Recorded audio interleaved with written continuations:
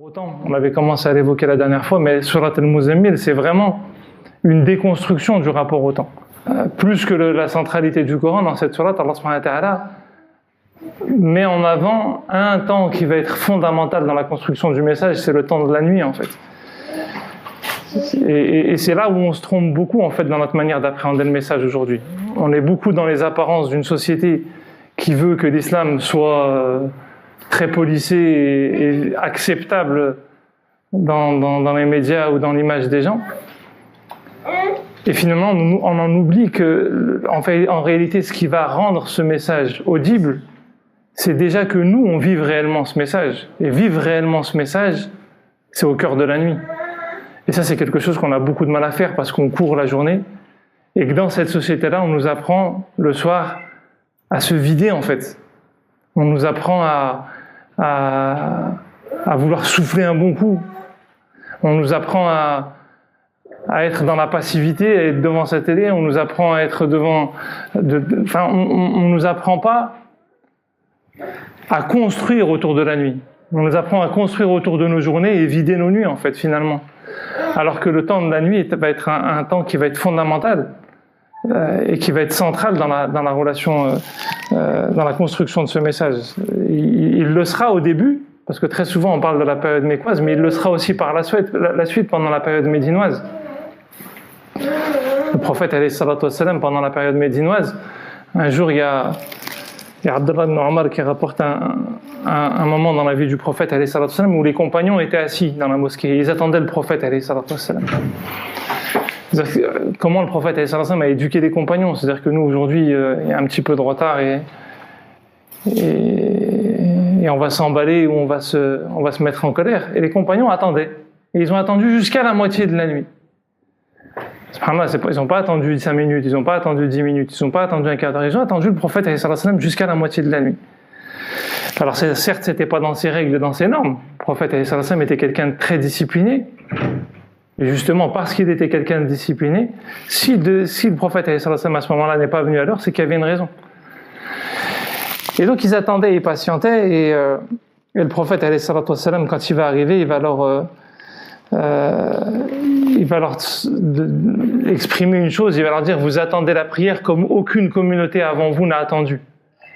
C'est-à-dire que vous avez cette patience du recueillement et la capacité à ne pas tomber dans l'excitation. C'est-à-dire que toujours être pressé, toujours aujourd'hui vous êtes dans une mosquée, vous avez 5 minutes de retard, il y en a qui vont commencer à crier et qui vont commencer à s'emballer et qui vont commencer à... C'est-à-dire qu'on a perdu en fait un certain nombre de valeurs. C'est-à-dire que c'est le moment du recueillement et parfois il faut savoir être patient, il faut savoir attendre, il faut savoir aussi se préparer, il faut accepter les aléas de certaines circonstances. Alors après, bien entendu, on vit dans des circonstances aujourd'hui où c'est parfois difficile, et quand on respecte pas le temps, on voit d'autres contraintes. Mais en réalité, la sagesse par laquelle Allah subhanahu wa ta'ala a éduqué le prophète et le prophète a éduqué le compagnon, c'est que justement les repères fondamentaux ne sont pas ceux autour desquels nous on construit. Nous aujourd'hui on construit autour du temps de travail, on construit autour d'un temps où on doit mettre nos enfants au lit, on construit autour d'un temps où ceci, ou d'un temps, autour de choses très matérielles en fait. Alors que le prophète alayhi salatu wassalam construisait autour de la relation à Dieu, du dialogue avec Dieu, de savoir prendre le temps, de savoir être attentif, de savoir observer. Et la nuit, elle est fondamentale pour ça. Prendre le temps de savoir observer, de redevenir attentif. Aujourd'hui, il y a plein d'éclairages de partout, il y a plein de lumière de partout, y compris dans cette salle, et ce qui fait que finalement, on n'arrive plus à voir même la lumière invisible en fait, la lumière des cœurs, parce qu'on est tellement obnubilé par la lumière apparente qu'on a déjà la journée, qu'on n'arrive plus à prendre ce temps-là.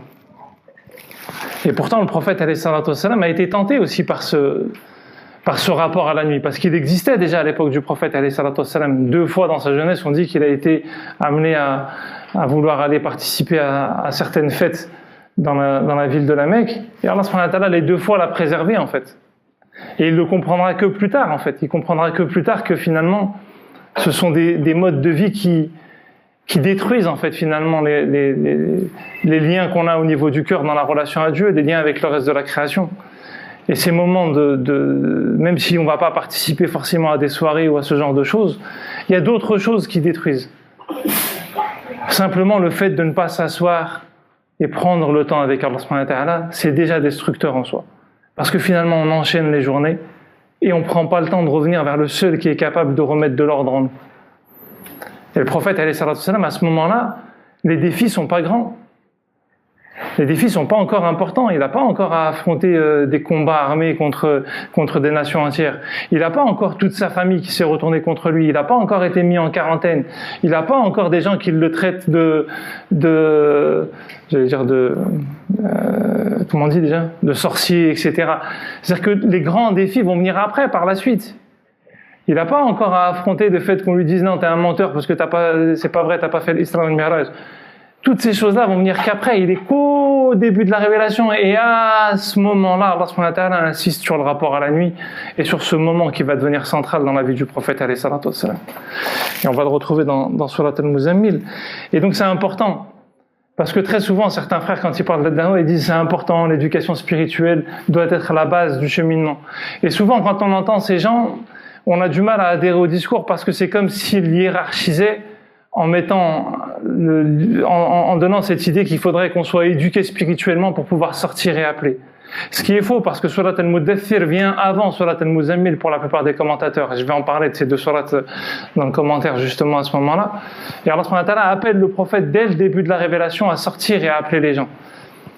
Sauf que dès le début de la révélation, il appelle le prophète alayhi salatu wassalam aussi à avoir une vie spirituelle, à être enraciné spirituellement, à avoir une vraie relation avec le Coran. Et pour chacun d'entre nous, quel que soit l'endroit où on doit porter le message, dans une association, dans nos familles, à son travail, là où on veut, on est tous porteurs du message quelque part. On se doit d'avoir une vie spirituelle, on se doit d'avoir des moments de discussion avec Allah subhanahu wa ta'ala, on se doit d'avoir des moments où on écoute ce qu'Allah subhanahu wa ta'ala a à nous dire. Comment est-ce qu'on peut passer nos vies sans prendre le temps de s'arrêter et simplement de chercher à écouter ce qu'Allah subhanahu wa ta'ala a à nous dire? Comment est-ce qu'on peut prendre le temps de passer d'une journée à l'autre sans prendre le temps de s'asseoir et d'écouter ce qu'Allah subhanahu wa ta'ala a à nous dire? Et le problème, c'est que c'est ce rythme-là qu'on vit très souvent, en fait. On court, on passe d'une journée à l'autre, on passe d'un mois à l'autre, on passe d'une année à l'autre. Et le pire, c'est que nos moments de rupture sont des moments d'oubli. C'est des moments où on veut plus penser à rien. C'est des moments où on veut juste laissez-moi tranquille. C'est des moments où on veut de la distraction. C'est pas des moments où on veut reconstruire, en fait, et revenir à la source. Et c'est le modèle sociétal qu'on nous propose, cette société, qui est dangereux et qui est destructeur, et que le prophète, alayhi salam, va réarticuler. Il va réarticuler autour des relations humaines saines, et il va réarticuler autour d'un rapport au temps sain. Ce sont les deux grands repères importants, à ce moment-là, qui vont déterminer tout le reste par la suite. Parce qu'on le voit quand il y a la tempête, en fait, finalement. Si t'as pas, toi, une vie spirituelle, dans ta relation à Dieu, t'es pas attentif, t'es pas à l'écoute dans l'ensemble intérieur, tu parles pas avec Dieu, tu peux avoir les meilleurs alliés que tu veux, ça ne te servira à rien.